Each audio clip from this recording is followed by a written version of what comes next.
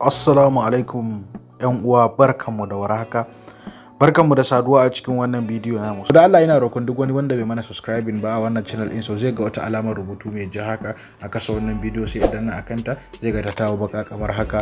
Sannan kuma sai ya da a gefen nan, gefen dama zai ga wata alamar ƙararrawa, sai ya zaɓi na farko mai all. Sannan da Allah sai ya like na bidiyon in ta burge shi, sannan kuma sai ya share nata da ‘yan uwa da abokan arziki. Ba tare da ɓata lokaci ba, bari mu je cikin bidiyon nan. Wannan bidiyo namu ne, bidiyon ce da zai nuna maka yadda zaka ajiye website kana shigansa ko da baka da internet. Misali yanzu akwai wani website ne da kake karanta wani abu a ciki, so kawai hanyar da zamu nuna maka ne yanzu hanya ce guda ɗaya. Zaka ajiye website ɗin offline, ma'ana ko baka da data zaka iya shiga website ɗin ta hanyar da zamu nuna maka nan. Kai aiki da website ɗin ta biya maka bukatar da zaka iya yi ko da akwai internet da ita. Kamar kullum yadda aka saba, mukan zo ne Play Store, sannan sai mu nuna yadda za a ɗauki application akan Play Store, sannan kuma mu sake zuwa mu nuna yadda za a yi aiki da wannan application ɗin domin mutane su amfana. So wannan application ɗin shi ma za mu bar muku link nashi a ƙarƙashin wannan bidiyo ɗin, sannan kuma za mu ajiye muku shi a comment da sauran duk inda ake barin rubutu wanda za ku iya kallo a cikin wannan bidiyon. So kai sai za ku iya zuwa sai ku ɗauko wannan application ɗin daga cikin link da muka baku. Idan kuka danna zai kai ku kan application ɗin gaba ɗaya. So wannan application ɗin shi ake kira offline browser.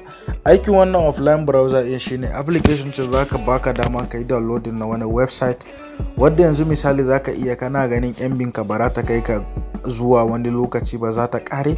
So abunda zaka yi sai ka yi downloading na website ɗin. Idan ka yi downloading na website ɗin sai ka zo ka sa website din a cikin application din sai ka barta. So duk lokacin da kake bukatar ziyarar wannan website din zaka iya shiganta kai tsaye ka samu wannan website. So abinda za mu yi anan kai tsaye shine sai mu danna kan open idan mun gama installing nata a wayoyin mu kenan.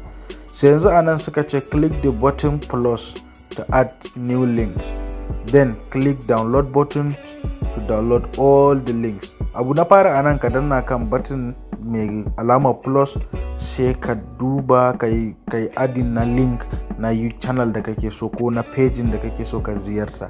Sannan then click on download button all the links when you are online. So yanzu sai kai downloading na duk wani buttons, amma fa sai kana da data ko da kaɗan ne kamin kai hakan ne. To view links offline, click on the item in the list. Idan zaka bude abu ko sai ka danna shi offline. You can also add new links using share page from your preferred web browser. Zaka iya sharing na browser, zaka iya sharing na link daga browser ka. To edit an item, long pressed on it. Idan zaka edit na link sai ka danna akanta. Click on the I button to browse online. Zaka danna kan I button nan sai kai browsing na abu online in kana bukata. Sai yanzu a nan gashi a tawa yanzu wannan ita ce application din kamar haka. Sai yanzu abin da zan yi doka ta fari shine yanzu mu danna akan alamar plus din nan. So alamar plus din nan abu ce yanzu da zaka yi anan shine gashi nan yanzu anan zaka zo saman nan sai ka saka link na application na website da zaka shiga.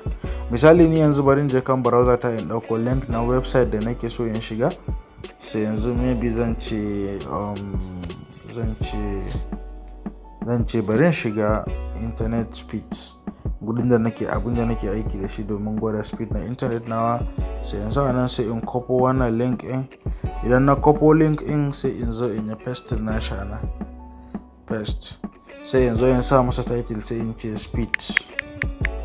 So yanzu na sa mata speed. A kasan nan akwai abubuwa da yawa. Keep always up to date. Idan ya tashi downloading ya downloading abin da yake na zamani.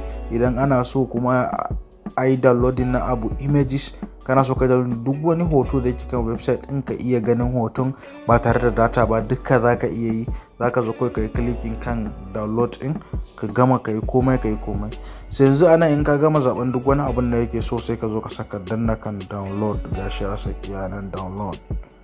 So yanzu checking links, yana downloading na files. Ya yi downloading na file guda biyu yanzu yana kai. So ya gama downloading na file. Sai yanzu abun da zan yi a nan kai sai zan bude shi. Idan na danna zai budu kamar haka. kun gan shi ko ba haka ba.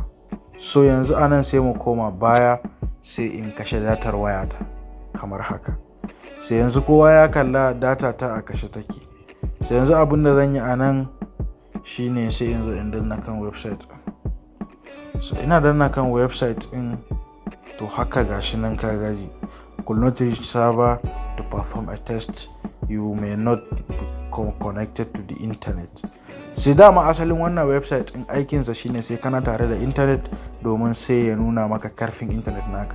Yanzu da yake baya ganin kowace internet, idan ka duba nan internet namu is 0.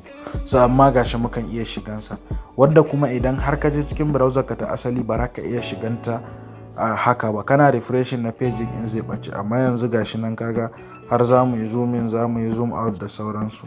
More information ma gashi mun danna, gashi upload da komai namu 00 MB saboda babu internet akan wannan abu. Sai yanzu kai sai kawai sai ka koma baya.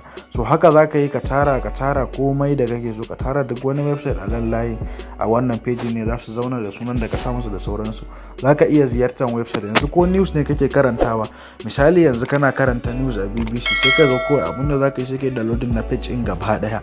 Idan kai downloading na page in sai ka kashe datar ka zauna ka nan suka karanta wannan page in gaba daya hankalinka a kwance ba tare da ka samu matsala ba. Internet naka a kashe, sannan kuma duk wasu talla-tallan nan ba za ka same su ba idan har website da kake yi in akwai talla a cikin su. Ina fatan wannan bidiyon zai kasance mai amfani a gurinka, sannan za a mana liking a yi kuma sharing na bidiyon namu da 'yan uwa da abokan arziki. Sai mun haɗu a bidiyo na gaba.